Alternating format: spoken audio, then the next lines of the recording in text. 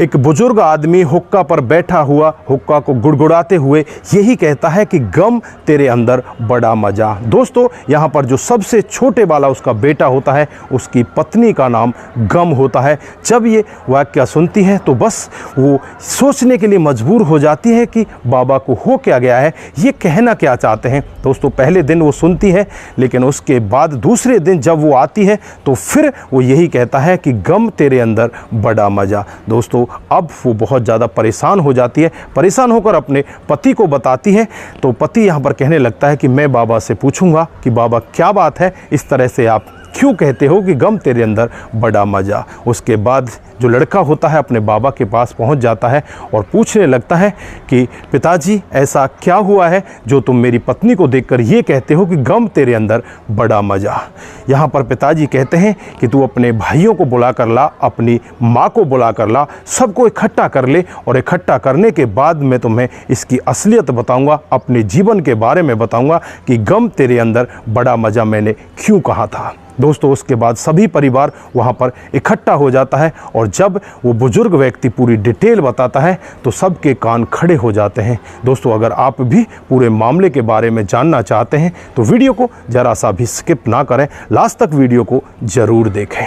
दोस्तों, आगे बढ़ने से पहले हमारी वही रिक्वेस्ट, जो हमारे चैनल के साथ नए हैं कृपया करके चैनल को फॉलो कर लें, बेल आइकन को ज़रूर प्रेस करें। नमस्कार, जय हिंद। आप देख रहे हैं APH न्यूज़ राहुल रावत के साथ। तो दोस्तों, आज की जो हकीकत की घटना आपको बताने जा रहा हूँ, ये राजस्थान के एक गांव की हकीकत की घटना है। यहाँ पर बुजुर्ग व्यक्ति जो अपने घेर में बैठा होता है, वहाँ पर जो उसके छोटे बेटे की बहू होती है वो पशुओं का चारा करने के लिए आती है। लेकिन यहाँ पर वो बुजुर्ग व्यक्ति हुक्का पर बैठा बैठा गुड़गुड़ाते हुए यही शब्द कहता है कि गम तेरे अंदर बड़ा मज़ा। उस औरत का नाम गम होता है। अब वो बहुत ज़्यादा परेशान हो जाती है कि बाबा ऐसा क्यों कहते हैं। दूसरे दिन आती है तो दूसरे दिन भी यही वाक्य दोहराया जाता है।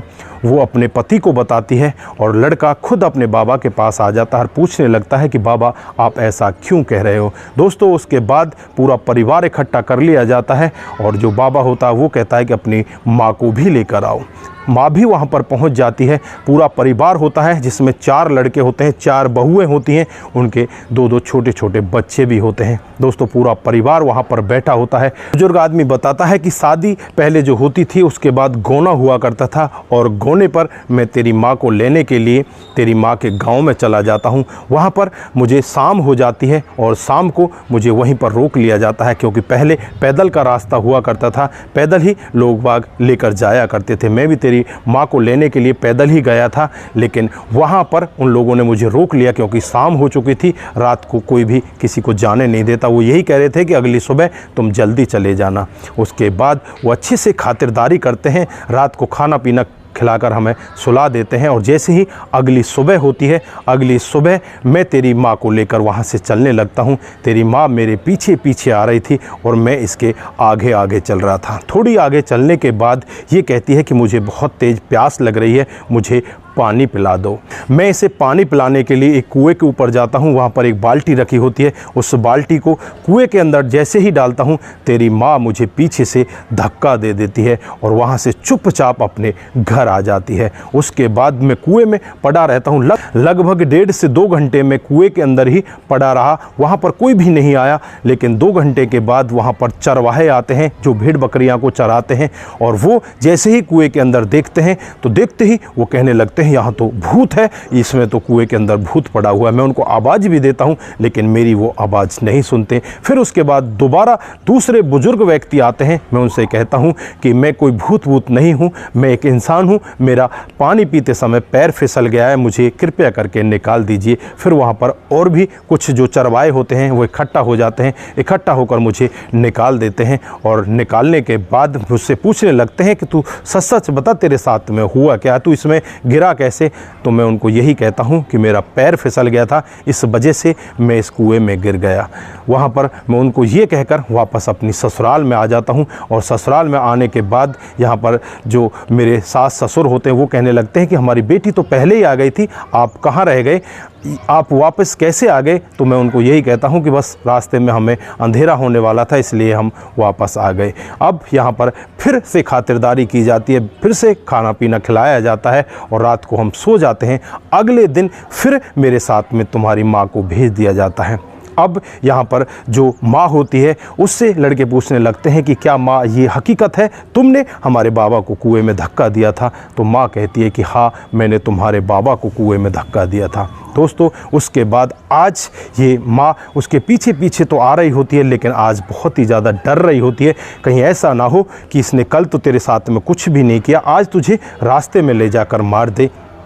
वो पीछे पीछे चलती रहती है लेकिन डरती रहती है। यहाँ पर जो बुजुर्ग व्यक्ति होता है कुछ भी नहीं कहता, चुपचाप अपनी पत्नी को लेकर अपने घर पहुँच जाता है। और घर पहुँचने के बाद जो माँ होती है वो पूछने लगती है, बेटा इतना टाइम कैसे लगा दिया, हमारी तो फसल की बुवाई होनी थी, आपको तो जल्दी आना चाहिए था। तो वो अपनी माँ से यही कहता है कि माँ, ससुराल वालों ने रोक लिया था, वहाँ पर टाइम लग गया, लेकिन तू चिंता मत कर, अब मैं बुवाई करने के लिए चला जाता हूँ। उसके बाद ये अपनी फसल की बुवाई में लग जाता है, लेकिन यहाँ पर जो इसकी पत्नी होती है वो बार बार इससे डर रही होती है, कहीं ऐसा ना हो कि ये तुझे मार दे। यहाँ पर ना तो पति पत्नी से बात करता, ना ही पत्नी अपने पति से बात करती। ऐसे ही धीरे धीरे समय बीतता रहता है और एक दिन का वाक़या होता है जब ये दोनों खेतों पर होते हैं। यहाँ पर जो पति होता है अपने खेतों पर हल चला रहा होता है, उसके पैर में कुछ चोट लग जाती है। जो पत्नी होती है अपने दुपट्टे को फाड़कर उस पैर की जो चोट होती है उस पर बांध देती है। उसके बाद पति पत्नी का आपस में इस तरह से प्यार बन जाता है। दोनों फिर एक दूसरे के साथ बड़े अच्छे से रहने लगते हैं और धीरे धीरे समय बीतता रहता है। इनको 4 बच्चे हो जाते हैं। आज ये चारों बच्चे जवान हो जाते हैं। बुजुर्ग व्यक्ति पूरी कहानी अपने बच्चों को सुना रहा होता है। बुजुर्ग व्यक्ति कहता है कि अगर मैं तुम्हारी माँ के साथ में लड़ाई करता, इसने मुझे कुएं में धक्का दिया था, अगर मैं तुम्हारी माँ के साथ वापस इससे बदला लेता तो इसको रास्ते में ही मार कर आ जाता, तो मैं तुम्हारी इस फुलवारी को कैसे देखता।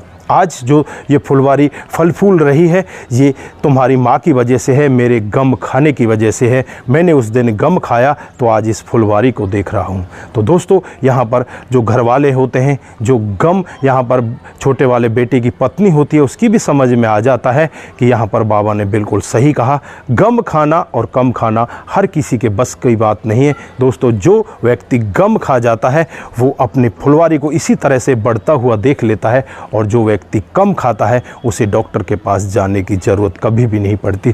तो ये नियम अपने जीवन में अपनाएं कि गम खाना और कम खाना सीखें, जिससे आपका जीवन इसी तरह से आगे बढ़े और आपकी फुलवारी भी इसी तरह से फूलती रहे। तो दोस्तों, ये कहानी आप लोगों को कैसी लगी? अगर आपको ज़रा सी भी प्रभावित करती है, ज़रा सी भी अच्छी लगती है, तो दोस्तों के साथ ज़रूर शेयर करके जाएं। दोस्तों, आज के लिए बस इतना ही। फिर मिलते हैं किसी नए मोड के साथ। तब तक के लिए आप अपना ख्याल रखें, परिवार का ख्याल रखें, सतर्क रहें, सावधान रहें और हंसते मुस्कुराते रहें। नमस्कार, जय हिंद,